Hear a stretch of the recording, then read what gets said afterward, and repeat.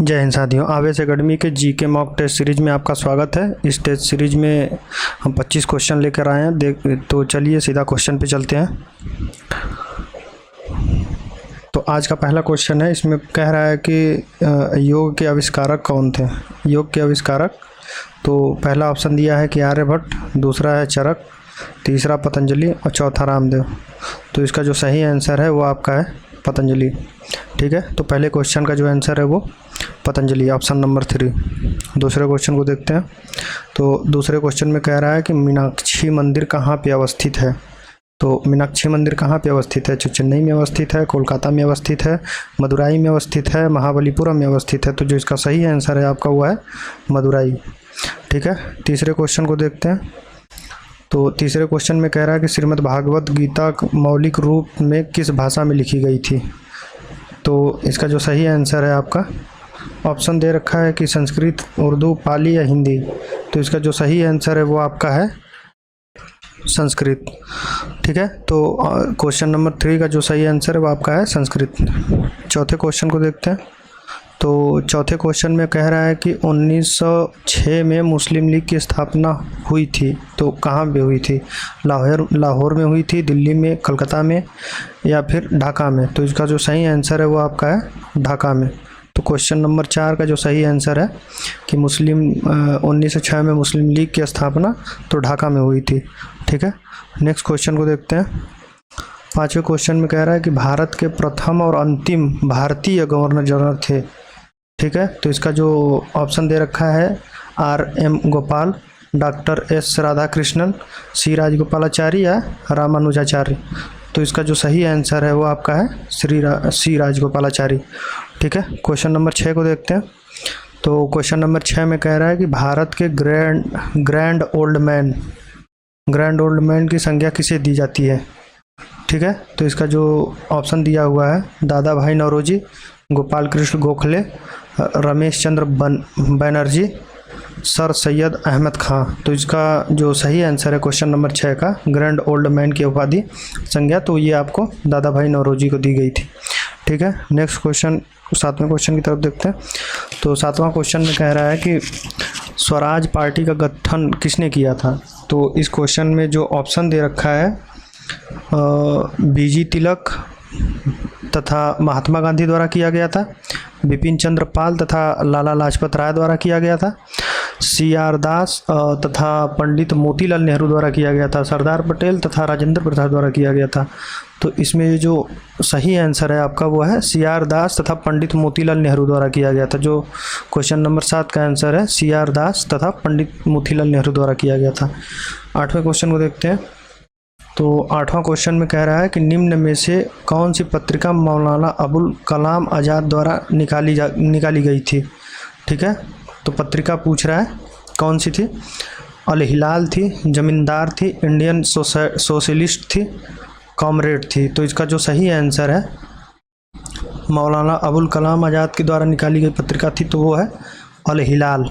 ठीक है, question number 9 को देखते हैं। तो क्वेश्चन नंबर 9 में पूछ रहा है कि वन अनुसंधान संस्थान कहाँ स्थित है। वन अनुसंधान संस्थान कहाँ पे स्थित है। तो क्वेश्चन नंबर 9 का ऑप्शन जो दिया हुआ है दिल्ली है, भोपाल है और देहरादून है, लखनऊ है। तो इसका जो सही आंसर है वो आपका है देहरादून। क्वेश्चन नंबर 10 को देखते हैं।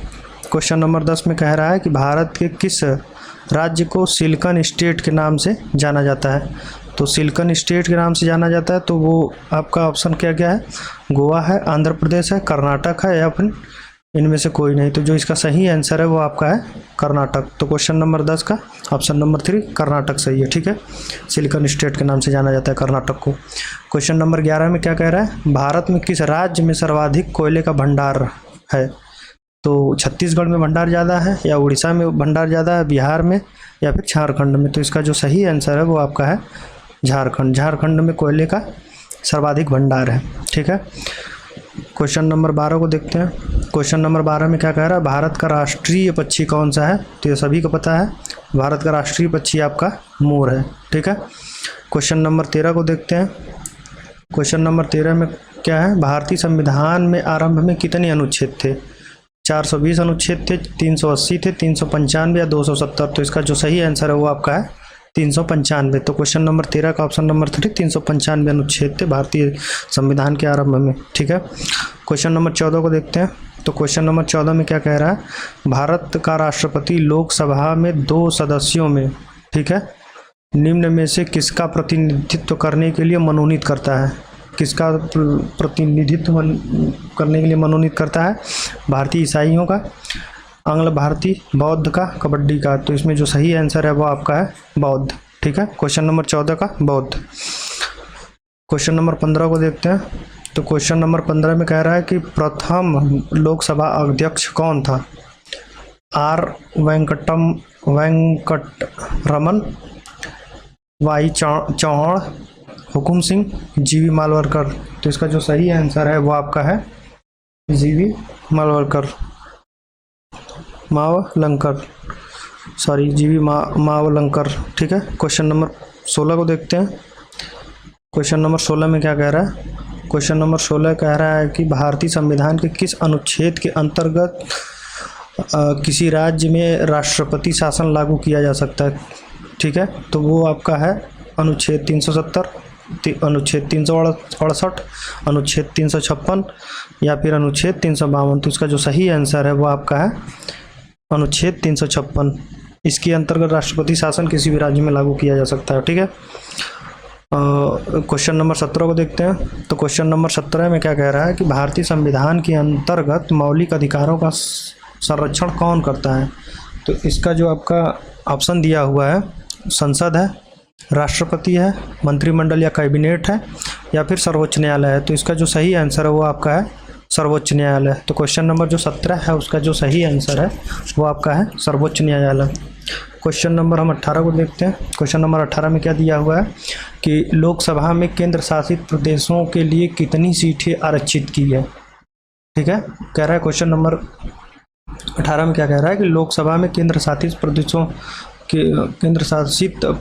के लिए कितनी सीटें आरक्षित हैं। तो इसमें जो ऑप्शन दिया हुआ है, ऑप्शन कह रहा है कि 20 सीटें, 25 सीटें या फिर 30 सीटें, कोई सीट आरक्षित नहीं है चौथा। तो इसमें जो सही आंसर है वो आपका है पहला, 20 सीटें आरक्षित है। तो क्वेश्चन नंबर 18 का जो आंसर है वो भी अब फर्स्ट ऑप्शन है 20। नेक्स्ट क्वेश्चन को देखते हैं। 19 में क्या कह रहा है, क्वेश्चन नंबर 19 में कह रहा है कि समाजवादी शब्द उद्देशिका में जोड़ा गया। किस में जोड़ा गया, 42वें संविधान संशोधन में, 44वें संविधान संशोधन या 52वें संविधान संशोधन में। या फिर चौथा ऑप्शन है उपयुक्त में से किसी द्वारा नहीं। तो जो इसका 19 का सही आंसर है आपका वो है आपका 42वें संविधान संशोधन में। ठीक है, नेक्स्ट क्वेश्चन नंबर 20 को हम देखते हैं। तो क्वेश्चन नंबर 20 में कह रहा है कि मिश्रित अर्थव्यवस्था का तात्पर्य है। तो इसमें जो आंसर है पहला फर्स्ट ऑप्शन क्या कह रहा है, लघु एवं बृहद दोनों उद्योगों को विद्यमानता, पहला ऑप्शन। निजी एवं सार्वजनिक दोनों क्षेत्रों में विद्यमानता, तीसरा ऑप्शन है प्राथमिक एवं द्वितीयक दोनों क्षेत्रों में विद्यमानता, इसमें से कोई नहीं। तो इसका जो सही आंसर है इसमें सरकारी और प्राइवेट, मतलब गवर्नमेंट और प्राइवेट, निजी और सार्वजनिक। तो इसका जो सही आंसर है वो आपका सेकंड ऑप्शन 20 का दूसरा।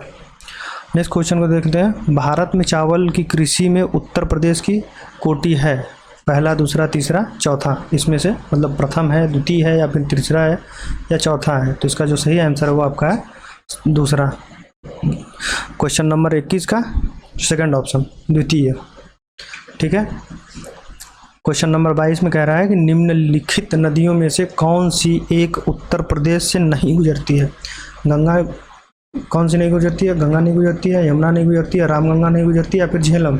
तो इसका जो सही आंसर है ऊपर की ये 3 नदियाँ, ये तो उत्तर प्रदेश से होकर गुजरती हैं। ठीक है, लेकिन ये जो झेलम है नदी ये उत्तर प्रदेश से होकर नहीं गुजरती है। क्वेश्चन नंबर 23 देखते हैं। तो क्वेश्चन नंबर 23 में क्या कह रहा है कि उत्तर प्रदेश में स्कूल ऑफ पेपर टेक्नोलॉजी स्थित है। स्कूल ऑफ पेपर टेक्नोलॉजी, ठीक है, स्थित है, कहाँ पे स्थित है, अलीगढ़ में स्थित है, गोरखपुर में स्थित है, मुरादाबाद में स्थित है या फिर सहारनपुर में स्थित है। तो इसका जो सही आंसर है वो आपका है सहारनपुर में स्थित है। ठीक है, नेक्स्ट क्वेश्चन को देखते हैं। क्वेश्चन नंबर 24 में क्या कह रहा है, तो कह रहा है कि उत्तर प्रदेश में सर्वाधिक क्षेत्रफल वाली आम प्रजाति है। उत्तर प्रदेश में सर्वाधिक क्षेत्रफल वाली आम प्रजाति है तो इसका जो सही आंसर है आपका, इसमें तो ऑप्शन दे रखा है चौसा है, दशहरी है, लंगड़ा है या फिर सफ़ेदा।